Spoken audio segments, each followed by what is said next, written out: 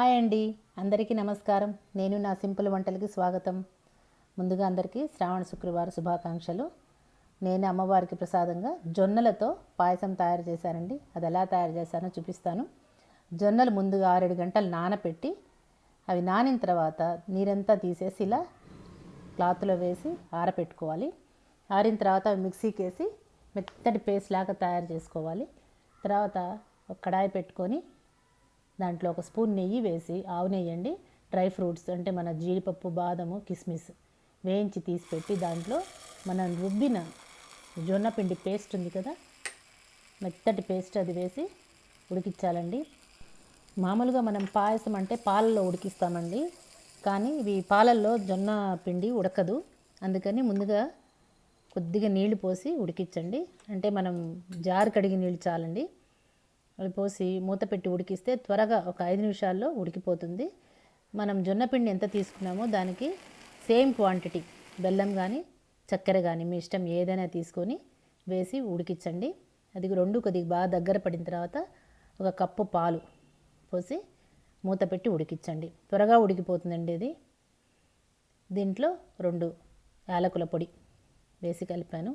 చాలా సింపుల్గా టేస్టీగా ఉండే మన జొన్న పాయసం రెడీ అయిపోయిందండి.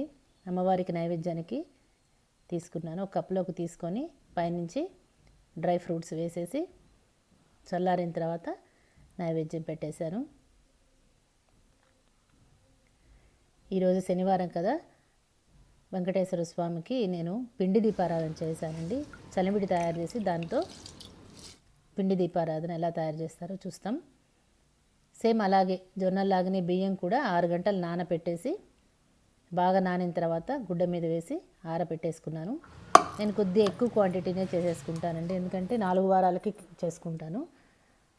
ఒకేసారి తయారు చేసి పెట్టుకొని 1 స్పూను 2 స్పూన్లు అట్లా వాడుకుంటుంటాను. అవి బాగా ఆరిన తర్వాత మిక్సీకి వేసేసి అట్లా జల్లెడ పట్టేసుకోవాలి. మనం జల్లెడ పట్టేసుకుంటే మెత్తటి పిండి దిగుతుంది కదా, ఆ పిండిని మనం ఇప్పుడు వాడుకుంటాము. ఆ మిగిలిన రవ్వ ఏమన్నా ఉంటే పారేయద్దండి, దాంతో బియ్యపు రవ్వ ఉప్మా చేసుకుంటారు. అంతే మెత్తగా అయిన పిండి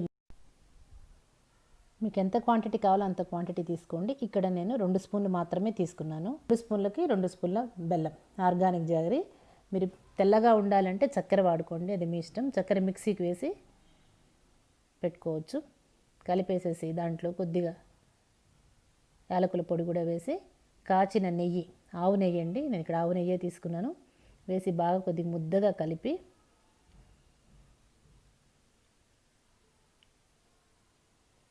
చిన్న కొండ ఆకారంలో తయారు చేసుకున్నాను. ఎక్కువ క్వాంటిటీ అవసరం ఉన్న వాళ్ళు దాన్ని నిండుగా చేసుకోవచ్చు, మన అవసరాన్ని బట్టి. నేను కొద్దిగా తీసుకున్నాను. కొండ ఆకారంలాగా చేసుకొని దాంట్లో కుండ ఒత్తులు 2 పెట్టేసుకొని ముందుగా 1 స్పూను కాచిన నెయ్యి వేసాను, ఎందుకంటే ఒత్తులు తడవడానికి. అది కొద్దిగా తడిసిన తర్వాత గట్టి నెయ్యి వేసుకుంటే నెయ్యి దిగిపోకుండా ఉంటుంది, దీపం ఎక్కువసేపు వెలుగుతుంది. అలా నైవేద్యం పెట్టేశానండి.